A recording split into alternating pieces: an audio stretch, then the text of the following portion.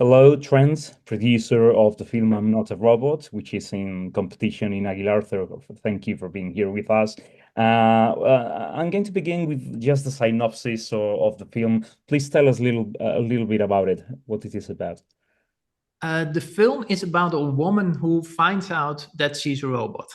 And she finds out by doing these captchas online. I think everybody's done it. And Victoria, the writer, also experienced this. And she was trying these captchas and she failed for like 4 or 5 times. She didn't find out that she's a robot, but she made like a dramatic thing for the film. So the woman in the film is doing these captchas and is failing for a couple of times, and then she finds out that she's a robot. But of course, she thinks she is not. And then in the film, we kind of find out, is she a robot or not? That's the Yes. story. So that's the basic plot. I think this is correct me if I'm wrong. This is the third time that you have worked with the director, Victoria WARMERDAM or something like that. Please pronounce it Yes. correctly.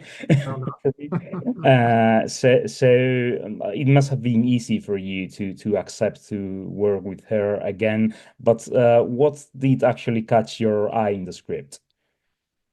uh, well, the thing is, it's not necessarily the script in this project, because as you said, I've worked with Victoria Warmerdam twice before, and she has a very specific mind. When she comes up with ideas, it's kind of absurd, but it's also based in reality. It has a lot of humor. She's very good in writing dialogue. She's very good in directing actors, and she's very precise in everything. And so the first time when I worked with her, she had a great idea, and I was just trying to see, okay, is she gonna deliver? But she delivered on all. How do you say it? She just, Levels? Yeah. yeah, exactly. And then so the second time it made it easy, and then the third time, I mean, even if she comes up with something that maybe I'm not convinced, I will definitely do it because I know that she will make a great film out of it. But all her ideas are, yeah, like these high concept ideas, almost what if. And I really like that because it sets my mind going. And then when it sets my mind going, I think it's the audience also will participate in the film. I think that the great idea of this film is that from that point it can go anywhere. So you don't really know what it's going to happen to the main character, Lara. Uh, you have really no idea, and it touches upon so many subjects, you know. Yeah. I don't know, gender issues, who's in charge, you know, even politics in a Yeah. more in a broader sense. So, do you think that this film, being a sci-fi film, we could say allows like to read our present time? Sorry, can you explain the question one more time? Because I don't understand it fully, I think. Well, I think that actually the film is like a metaphor of our times, you know, Yeah. in many aspects. Yeah. So do you think that this genre, the sci-fi genre that Victoria is using here with this premise, does this allow to read the state of our society nowadays, of Western society? Oh yeah, for sure.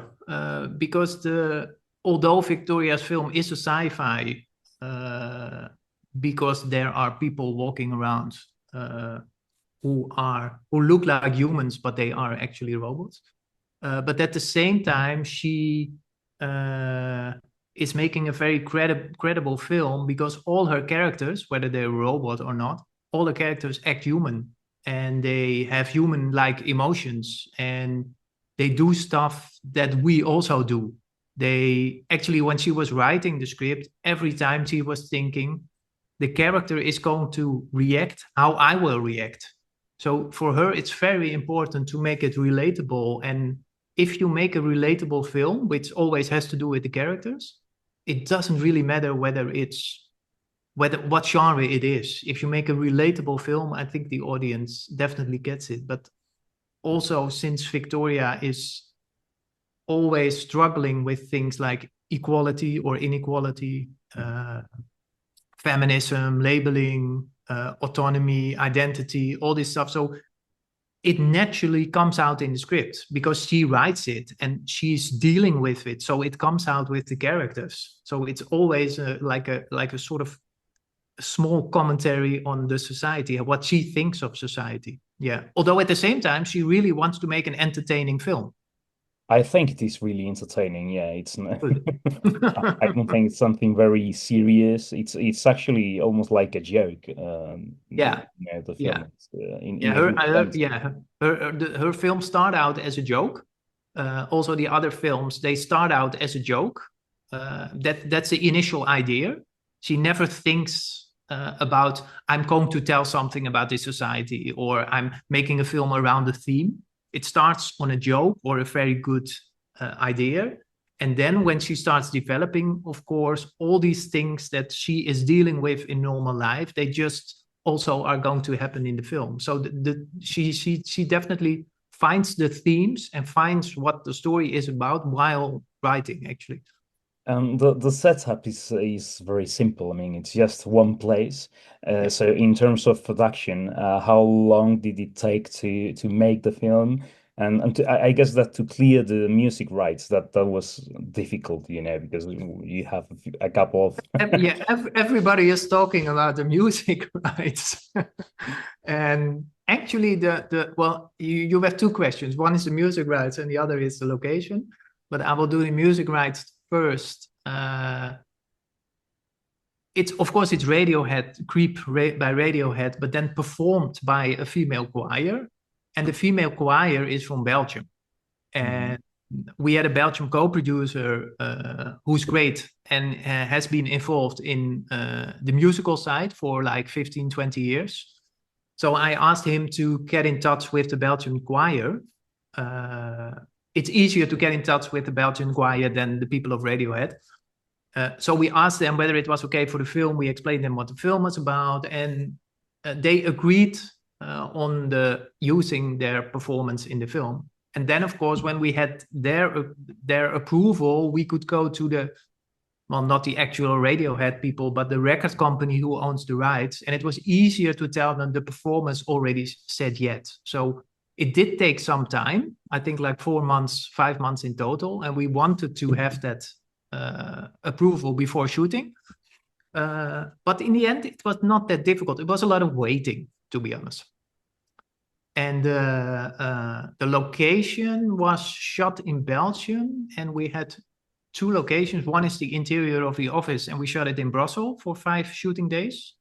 And the other is the parking deck on top of the building, which is not on top of the actual building, but it's another building, another city. It's also in Belgium, and we shot there for 2 days. So in total, we shot 7 days.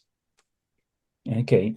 And the film, as you say, I think it's very entertaining. It has been very successful. Now in Sitges, you got a prize, which means that you're qualified for the Oscars campaign in 2025. So congratulations for that. And I think you're going to adapt it into a feature, if I'm not wrong, right? Yeah, definitely. That's the idea.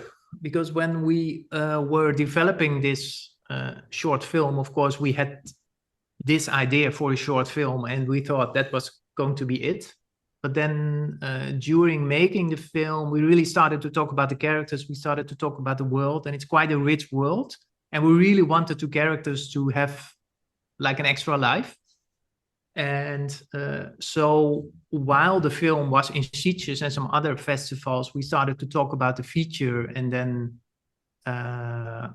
we got in touch with an American management, because Victoria is repped by an American management in Sitges, which we never would expect. And then we were talking about the feature. So now we have a US producer, and we are developing the feature with them. Yeah, and so Victoria is writing.